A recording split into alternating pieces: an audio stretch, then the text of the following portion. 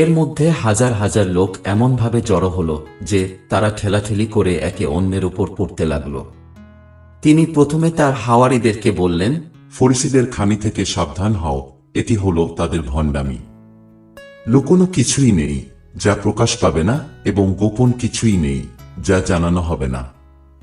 সুতরাং তোমরা অন্ধকারে যা বলেছ তা আলোতে শোনা যাবে, এবং ভেতরের ঘরে যা কানে কানে বলেছ তা ছাদের উপর থেকে প্রচার করা হবে। বন্ধুরা আমার, আমি তোমাদের বলছি, যারা শরীর ধ্বংস করার পরে আর কিছুই করতে পারে না, তাদের ভয় করো না। কিন্তু কাকে ভয় করবে সেই বিষয়ে আমি তোমাদের সাবধান করে দিচ্ছি। তোমাদের হত্যা করার পরে জাহান্নামে ফেলে দেবার ক্ষমতা যার আছে, তাকেই ভয় করো। হ্যাঁ, আমি তোমাদের বলছি, তাকেই ভয় করো। 5টি চড়ুই কি 2 পয়সায় বিক্রি হয় না? তবুও আল্লাহ সেগুলোর একটিকেও ভুলে যান না। এমনকি তোমাদের মাথার চুলগুলোও তার গোনা আছে। ভয় করো না, অনেক অনেক চড়ুইয়ের চেয়েও তোমাদের মূল্য অনেক বেশি। আমি তোমাদের বলছি, যে কেউ লোকদের সামনে আমাকে স্বীকার করে, ইবনুল ইনসানও তাকে আল্লাহর ফেরেশতাদের সামনে স্বীকার করবেন। কিন্তু যে কেউ আমাকে লোকদের সামনে অস্বীকার করে, তাকে আল্লাহর ফেরেশতাদের সামনে অস্বীকার করা হবে। ইবনুল ইনসানের বিরুদ্ধে কেউ কোনো কথা বললে তাকে ক্ষমা করা হবে, কিন্তু কেউ যদি আল্লাহর রূহের বিরুদ্ধে কুফরি করে, তাকে ক্ষমা করা হবে না।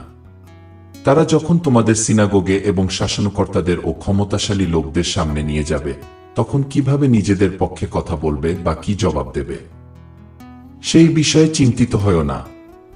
কারণ কি বলতে হবে তা আল্লাহর রূহই সেই মুহূর্তে তোমাদের শিখিয়ে দেবেন। ভিড়ের মধ্য থেকে কেউ একজন তাকে বলল, হুজুর, আমার ভাইকে বলুন যেন আমাদের পারিবারিক সম্পত্তি আমাকে ভাগ করে দেয়। কিন্তু তিনি তাকে বললেন, বন্ধু, তোমাদের সম্পত্তি ভাগ করে দিতে বা বিচার করতে কে আমাকে তোমাদের উপরে নিয়োগ করেছে? তিনি তাদের বললেন, সাবধান, সব রকম লোভের হাত থেকে নিজেদের রক্ষা করো, কারণ অনেক ধন সম্পত্তি থাকার মধ্যেই মানুষের জীবন নয়। এরপর তিনি তাদের একটি দৃষ্টান্ত দিলেন।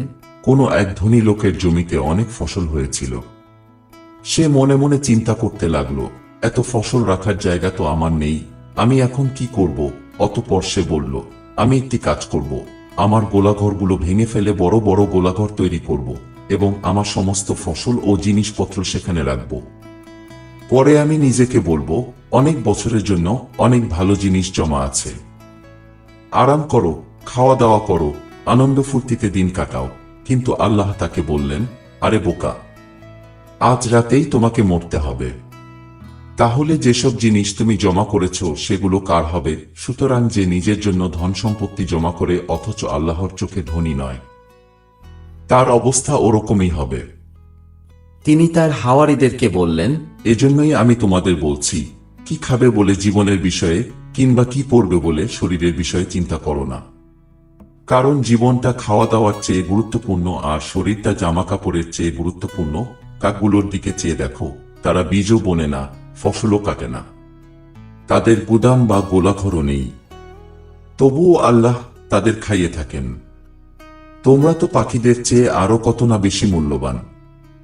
তোমাদের মধ্যে কেউ কি চিন্তা ভাবনা করে নিজের আয়ু 1 ঘন্টা বাড়াতে পারে? এই সামান্য কাজটিও যদি তোমরা করতে না পারো, তাহলে অন্যান্য বিষয়ের জন্য কেন দুশ্চিন্তা করো?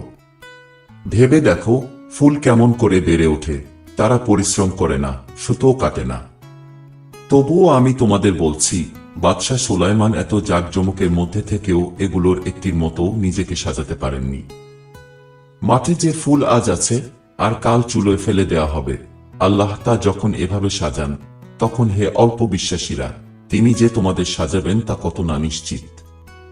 সুতরাং কি খাওয়া দাওয়া করবে সেই বিষয়ে চিন্তা করে করে অস্থির হয় না। এই দুনিয়ার জাতিগুলো ওসবের পেছনে দৌড়ায়, কিন্তু তোমাদের প্রতিপালক তো জানেন যে তোমাদের এগুলোর দরকার আছে। তার চেয়ে তোমরা বরং তার রাজ্যের পেছনে দৌড়াও, তাহলে এগুলোও তোমাদের দেওয়া হবে। হে আমার ছোট দল, ভয় করো না, কারণ তোমাদের প্রতিপালকের ইচ্ছা এই যে এই রাজ্য তিনি তোমাদের দেবেন। তোমাদের বিষয় সম্পত্তি বিক্রি ও দান খয়রাত করো। যে টাকার থলি কখনো পুরনো হয় না তাই নিজেদের জন্য তৈরি করো, অর্থাৎ যে ধন চিরদিন টিকে থাকে তাই বেহেশতে জমা করো। সেখানে চোরও আসে না এবং পোকায়ও নষ্ট করে না। কারণ তোমাদের ধন যেখানে থাকে তোমাদের মন সেখানেই থাকবে। কোমর বেঁধে এবং তোমাদের বাতি জ্বালিয়ে নিয়ে প্রস্তুত থাকো। এমন লোকদের মতো হও যারা বিয়েভোজ থেকে তাদের মালিকের ফিরে আসার অপেক্ষায় থাকে, যেন সে ফিরে এসে দরজায় কড়া নাড়লেই তারা দরজা খুলে দিতে পারে। মালিক যে গোলামদের জেগে থাকতে দেখবে তারাই ভাগ্যবান। আমি তোমাদের সত্যি বলছি, সে এসে কোমরে গামছা বেঁধে নিয়ে তাদের খেতে বসাবে এবং খাবার দেবে। ভাগ্যবান সেসব গোলাম মালিক এসে যাদের জেগে থাকতে দেখবে, তা মাঝরাতে হোক বা শেষ রাতে হোক।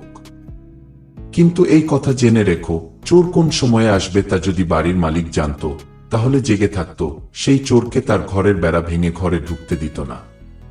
তোমরাও প্রস্তুত থাকো, কারণ যে সময়ের কথা তোমরা চিন্তাও করবে না সেই সময়ে ইবনুল ইনসান আসবেন।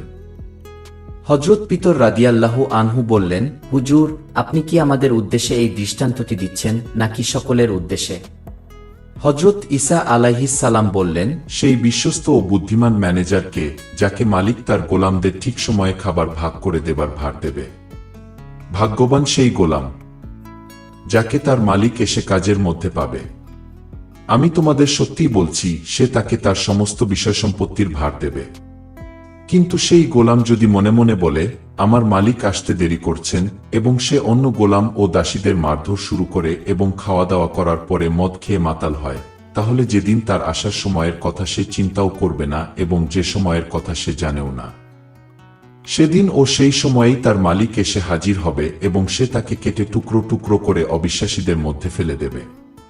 যে গোলাম তার মালিকের ইচ্ছা জেনেও প্রস্তুত থাকেনি কিংবা মালিক যা চায় তা করেনি, তাকে ভীষণভাবে মার খেতে হবে। কিন্তু না জেনে যে শাস্তি পাবার কাজ করেছে তার অল্পই শাস্তি হবে। যাকে বেশি দেয়া হয়েছে তার কাছে বেশি দাবি করা হবে এবং যার কাছে বেশি রাখা হয়েছে তার কাছে বেশি চাওয়া হবে। আমি পৃথিবীতে আগুন জ্বালাতে এসেছি, যদি তা আগেই জ্বলে উঠত তাহলে কতই না ভালো হতো। আমার একটি বায়াত আছে, যে বায়াত আমাকে নিতে হবে, আর যতদিন তা পূর্ণ না হচ্ছে ততদিন আমি কি কষ্টের মধ্যেই না আছি। তোমাদের কি মনে হয় যে আমি দুনিয়াতে শান্তি দিতে এসেছি? না, আমি তোমাদের বলছি তা নয়, বরং বিভেদ। এখন থেকে এক বাড়ির 5 জন ভাগ হয়ে যাবে, 3 জন 2 জনের বিরুদ্ধে আর 2 জন 3 জনের বিরুদ্ধে। তারা ভাগ হয়ে যাবে বাবা ছেলের বিরুদ্ধে ও ছেলে বাবার বিরুদ্ধে, মা মেয়ের বিরুদ্ধে ও মেয়ে মায়ের বিরুদ্ধে, শাশুড়ি পুত্রবধূর বিরুদ্ধে ও পুত্রবধূ শাশুড়ির বিরুদ্ধে। তিনি লোকদের এও বললেন, তোমরা পশ্চিম দিকে মেঘ জমতে দেখলে তখনই বলে থাকো বৃষ্টি হবে, আর তাই হয়।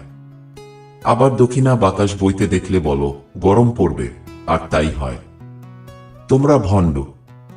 তোমরা দুনিয়া ও আকাশের চেহারার অর্থ বুঝতে পারো, কিন্তু কেন এখনকার সময়ের অর্থ করতে পারো না? কোনটি ন্যায় সেই বিষয়ে কেন নিজেই বিচার করো না? তোমার বিপক্ষের সাথে বিচারকের কাছে যাওয়ার সময় পথেই তার সাথে একটি মীমাংসা করে নাও। তা না হলে সে তোমাকে বিচারকের কাছে টেনে নিয়ে যাবে, আর বিচারক তোমাকে পুলিশে দেবে এবং পুলিশ তোমাকে জেলে দেবে। আমি তোমাকে বলছি, শেষ পয়সাটা না দেওয়া পর্যন্ত তুমি কিছুতেই ছাড়া পাবে না।